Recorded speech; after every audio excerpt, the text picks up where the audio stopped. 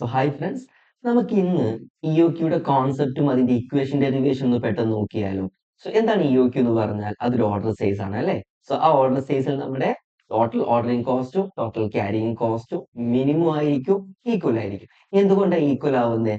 ഈ ഓർഡറിംഗ് കോസ്റ്റും ക്യാരിയിങ് കോസ്റ്റും തമ്മിൽ ഇൻവേഴ്സ് റിലേഷൻ ആണുള്ളത്. അതായത് ഓർഡറിംഗ് കോസ്റ്റ് കൂടുമ്പോൾ ക്യാരിയിങ് കോസ്റ്റ് കുറയും, ക്യാരിയിങ് കോസ്റ്റ് കൂടുമ്പോൾ ഓർഡറിംഗ് കോസ്റ്റ് കുറയും. സോ ഇൻവേഴ്സ് റിലേഷനിൽ ഒരു ഐറ്റത്തെ നിങ്ങൾക്ക് മിനിമം ആക്കണമെങ്കിൽ എന്ത് ചെയ്താൽ മതി? അതിനെ ഈക്വൽ ആക്കിയാൽ മതി. So total ordering cost total carrying കോസ്റ്റിന് ഈക്വൽ ആവുന്നു. എങ്ങനെ ഓർഡറിംഗ് കോസ്റ്റ് കാണാം? Number of orders into ordering cost per order. എങ്ങനെ നമ്പർ ഓഫ് ഓർഡേഴ്സ് കാണാം? Average consumption divided by order size. ഇനി എങ്ങനെ ടോട്ടൽ ക്യാരിയിങ് കോസ്റ്റ് കാണാം? Average inventory into carrying cost per unit. എങ്ങനെ ആവറേജ് ഇൻവെന്ററി കാണാം? Half of order size എന്ന് പറഞ്ഞാൽ 1/2 into order size.